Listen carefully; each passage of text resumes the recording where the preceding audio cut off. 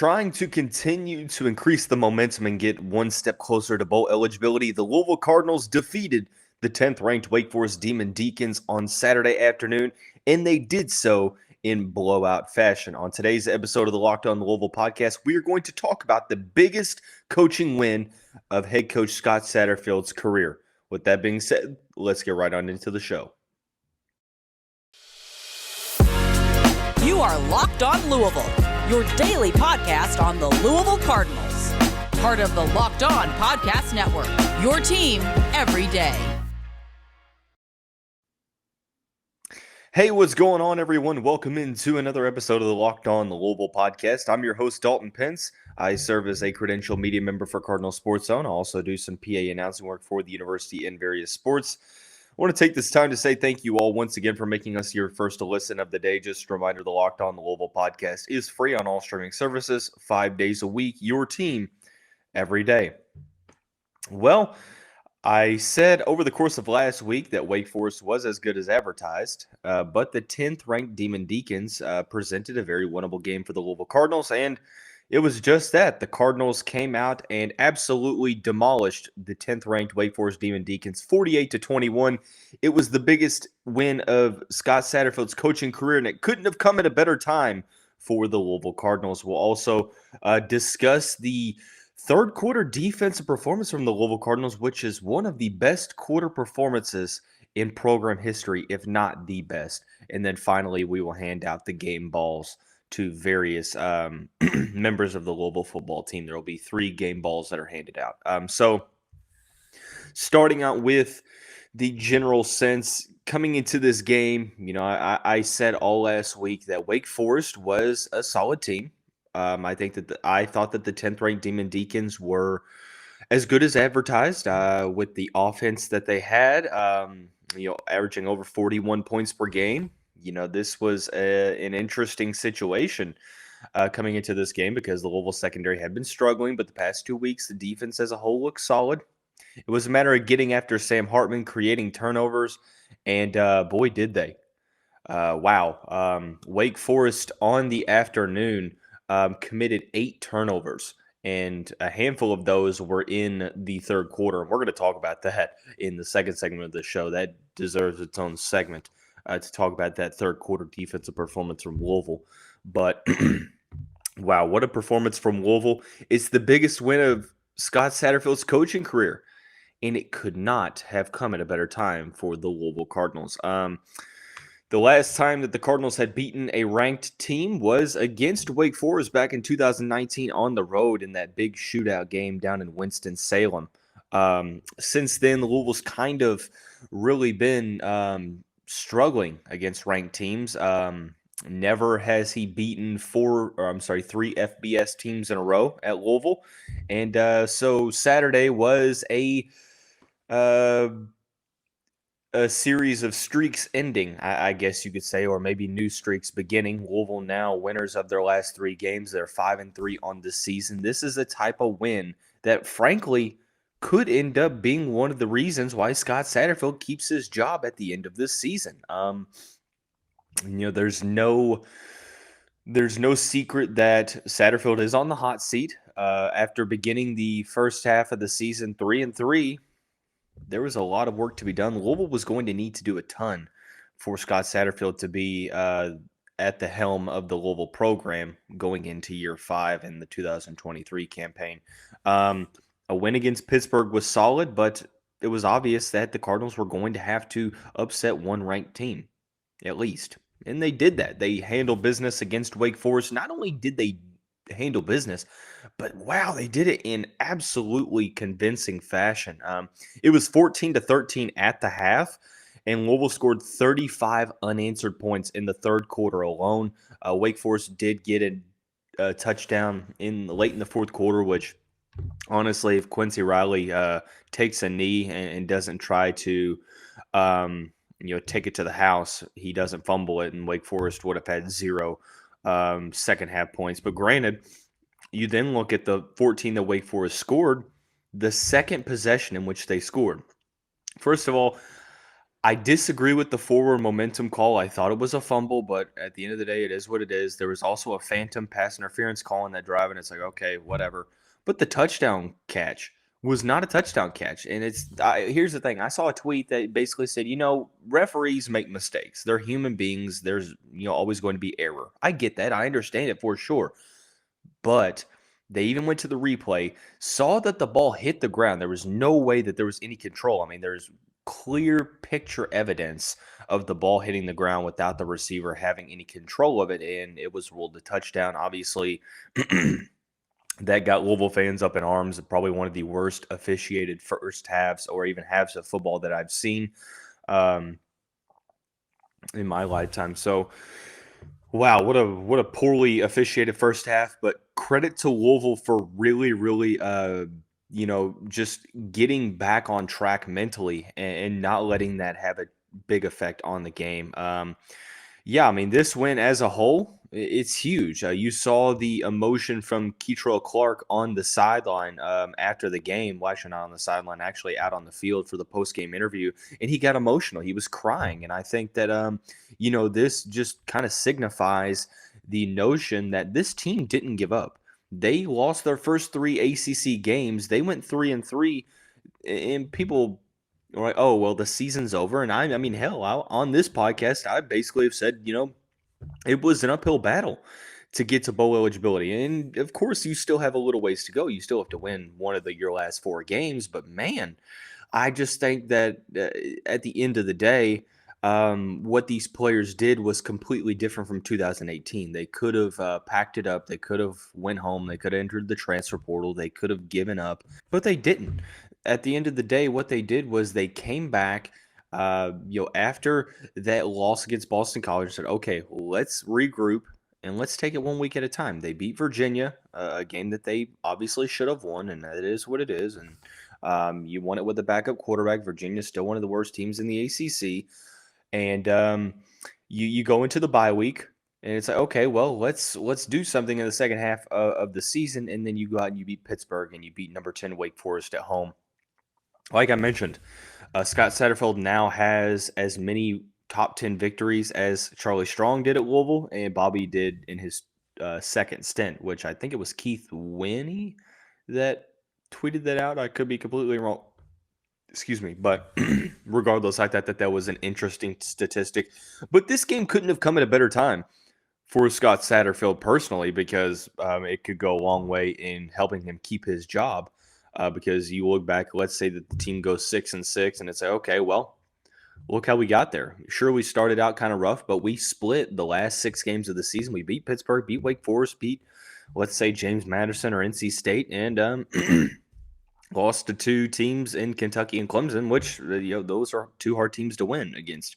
But also, not only does it help that, it helps the momentum for the season, because you're still looking at a tough end of the schedule, and it doesn't necessarily mean that the season is going to be a total success, because you still have 4 games yet to play. You're not even bowl eligible yet, so on and so forth. But at the end of the day, it's a good win, and you should relish it. And it's one of those that it's the biggest win of Scott Satterfield's career, both at App State and at Louisville, and it's the biggest win for Louisville since 2016 when the Cardinals defeated Florida State in that college game day game. And that just kind of makes you like go back and wonders like, wow, of how this season looked like it was going to turn out. And now Louisville puts together that dominant performance. It's got to make you feel good. It's also got to make you feel good about recruiting. 4-star defensive lineman Ruben Bain was in attendance for that matchup, back on campus for the second time on an unofficial visit for a game. He already said that he's likely going to be on an official visit the weekend of December 9th, so that's absolutely huge. So, yeah, I mean, it is what it is. It's one of those instances to where you have some highly rated guys on campus. You also have other players that are maybe considering Louisville, but also considering some other highly rated programs like Georgia, Alabama, the top tier programs.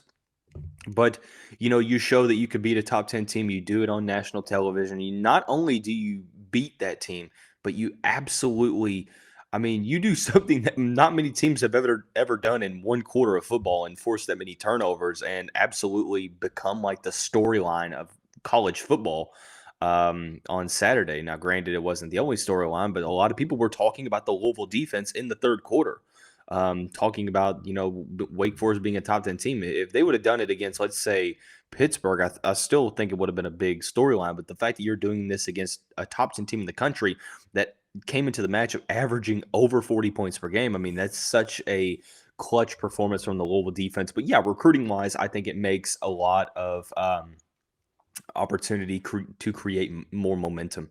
And, with seemingly Scott Satterfield obtaining a little bit more of his job security, I think that it kind of wanes those concerns that maybe some current members of the class have. Because, like I said, it's going to be an uphill battle to get these signatures on signing day. We're about a little over a month away, probably about a month and a half before signing day. So, yeah, man, I think it is what it is. It's a good win for Scott Satterfield, the best in his career. Couldn't have come at a better time for Louisville in terms of on-the-field momentum, job security for Satterfield, and for recruiting purposes moving forward. I do want to talk about that third quarter performance because, wow, what a performance from the Louisville defense. We'll talk about that historic performance here in just a second after we talk about our friends over at BetOnline. BetOnline.net is your number one source for betting football and the start of the new basketball season. Find all of the latest player developments, team matchups, news, podcasts, and in-depth analysis on every game. And as always, BetOnline remains your continued source for all of your sports wagering information with live betting and up-to-the-minute scores for every sport out there. The fastest and easiest way to check in on all of your favorite games and events, including MLB, MMA, boxing, and golf. Head to the website today or use your mobile device to learn more. BetOnline, where the game starts. Hey, Cardinal fans, thanks again for making Locked On Louisville your first listen today. For your second listen, check out Locked On Sports Today. From the games that matter the most to the biggest stories in sports, go beyond the scoreboard and behind the scenes with local experts and insights only Locked On can provide. Locked On Sports Today, available on this app, YouTube, and wherever you get your podcasts. So, wow, like I mentioned, the Louisville defense in the third quarter had a performance that I have never seen in my 24 years on the earth. Maybe there's been something comparable, and I'm not saying that it's the best quarter performance of all time, but of my fandom, which began for Louisville sports probably about the Orange Bowl year. I was probably about 8 years old at that point. I don't think I've ever seen a defensive performance quite like this one. 14-13 going into the second half, and what would then happen after that would be something that would seemingly come from a storybook ending. You look at that third quarter, it was opened up with a pick six. Sam Hartman threw a pass to Kei'Trel Clark, who took it back 46 yards for a touchdown.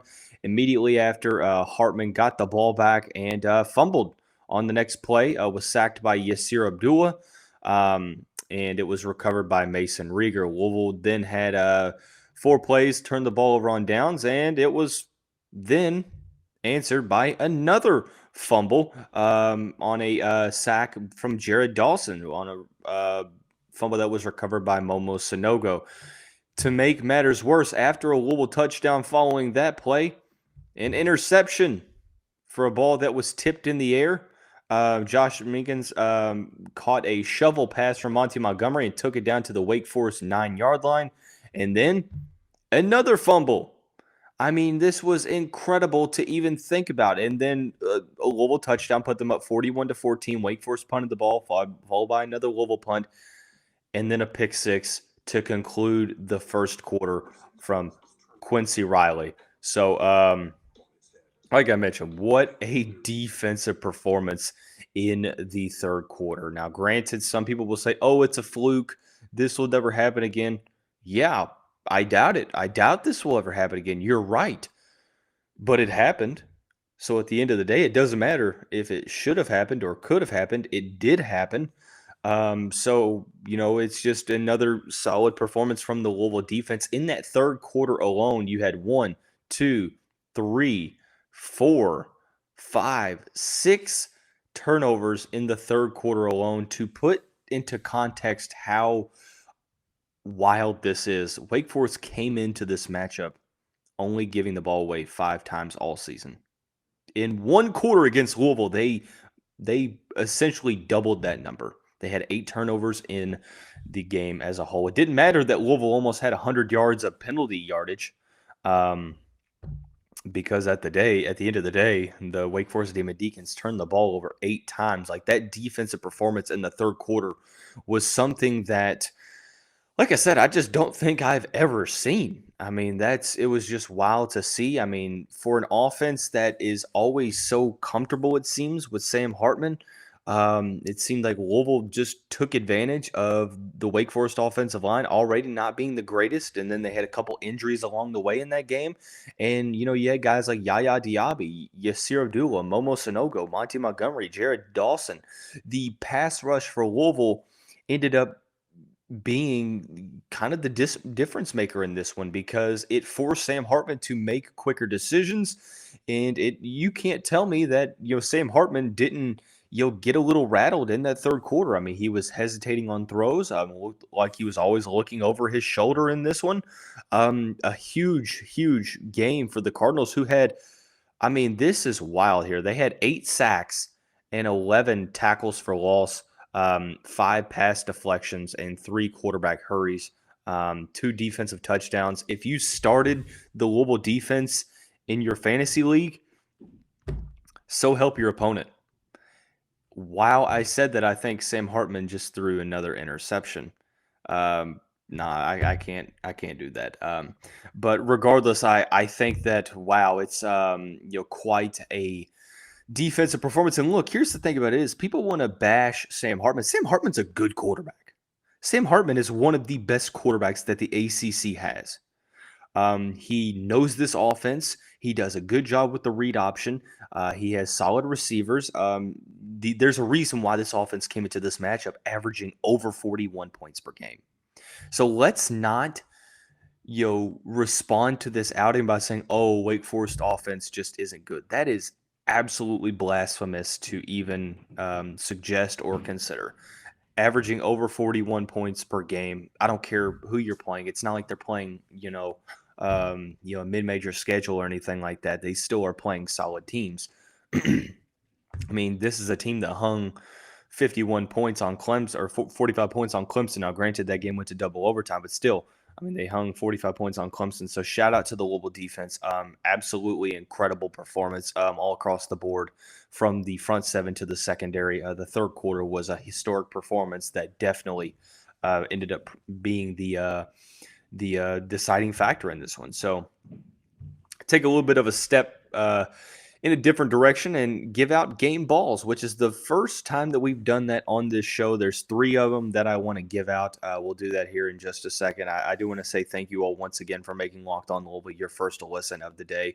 Just a reminder that the show is free on all streaming services, including YouTube and now WHAS 11 plus, 5 days a week. Your team every day. The Louisville performance overall was one of the best Cardinals performances from start to finish that I've seen under Scott Satterfield, possibly the best one. By the fourth quarter, the game was out of reach against the number 10 team in the country. This was a performance that Louisville fans have been searching for since 2016. And they ended up getting it. So handing out 3 game balls is easier said than done in this one, because of how solid overall a lot of individual performances was. The first game ball we're going to give out is to Kei'Trel Clark. Clark was essentially targeted all game long by Dave Clawson, Sam Hartman, and this Wake Forest offense. There was that touchdown in the end zone that Clark gave up. It wasn't a touchdown, but they called it a touchdown, so I don't really take that away from him. He had a very, very solid game in this one. Had a couple of big tackles. One ended up being an unsportsmanlike conduct penalty because he picked the defender up, picked the wide receiver up, and slammed him onto the ground. He did that twice, like a WWE move. But he had 6 tackles. He had a sack, had 2 tackles for loss, had a pass deflection, but also had the pick 6, which started the big third quarter for Louisville, was picked on all day by the Wake Forest offense, and time and time again, I think that he answered the bell. I think that he turned in a very, very incredible performance. Maybe hasn't had the season that maybe he was hoping to expect this season, although I don't think he's been bad. Definitely set the tone here with this performance against a Wake Forest team. You saw the emotion on the sideline. I keep saying the sideline, the post-game interview at midfield. So you saw that emotion from him when he was getting interviewed. Just a great performance from him. Very, very solid. Was very impressed by how he handled Sam Hartman, going to a bunch of different receivers that lined up against Kei'Trel Clark. And I thought it was interesting that they were testing Kei'Trel Clark in this situation as well. So, but Clark definitely answered the bell. Another player that answered the bell was defensive back Quincy Riley. Quincy Riley was having a huge performance in the game before the pick six at the end of the third quarter. He led the way for the Cardinals defense with 2 interceptions, had the big touchdown to put the score at 48-14. But he also had 3 tackles. 2 of those were solo tackles. But overall, I think that Quincy Riley has been a huge addition as of late to this Louisville defense. He's gotten more and more of opportunity, and he's answered the bell just like Kei'Trel Clark has been solid. I was interested at the beginning of the season as to why he wasn't performing, or let me rephrase, why he wasn't getting a lot of opportunity to perform in the early parts of the season. But over the past couple of weeks, he's gotten more and more of an increased role, and he has hit it out of the park. Last season was one of the best ball hawks in the country, very solid at intercepting passes. Well, look at what's happening here. He had 2 interceptions against Wake Forest. One of those was the pick six that ended the third quarter. When you go back and you look at what he's done this season alone, it's been wild to look at. The first 2 interceptions as a Cardinal, but I think he's done a good job in coverage since then, since he's gotten kind of an increased role over the past couple weeks, and I want to see that role continue to increase because I think he's one of the best on-ball defenders that Louisville has to offer. So Kei'Trel Clark, Quincy Riley, the recipients of the 2 defensive game balls. Offensively speaking, I'm giving it to Tiyon Evans. Tiyon Evans was the offensive MVP, had 11 carries for 106 yards and a touchdown, mostly in part due to that 52-yard touchdown in the third quarter that put the Cardinals up by 13. Louisville was up 20-14, and then ended up with that 52-yard touchdown, averaged 9.6 yards per carry. Just the explosiveness was put on full display. We talked about last week how I wanted to see Travion Cooley get an increased role, even with Tiyon Evans coming back. Unfortunately, that didn't happen. Cooley only got 3 carries on the afternoon. But this is just a sign that Louisville is going to go with the hot hand. And it was Tiyon Evans coming back from injury, missing the past couple weeks, had apparently a solid week of practice, according to multiple insiders and reporters and the broadcast. So it was nice to see Tiyon Evans turn in a good performance in which he went over the century mark on a Saturday evening. He did it in a fashion in which it put Louisville up by multiple scores. If it wasn't for that huge, unprecedented defensive performance from the Louisville Cardinals, maybe we put more significance in that rushing touchdown from Tiyon Evans, because really it's not getting focused on enough. But Evans, extremely explosive, brings a different element to this Louisville rushing attack.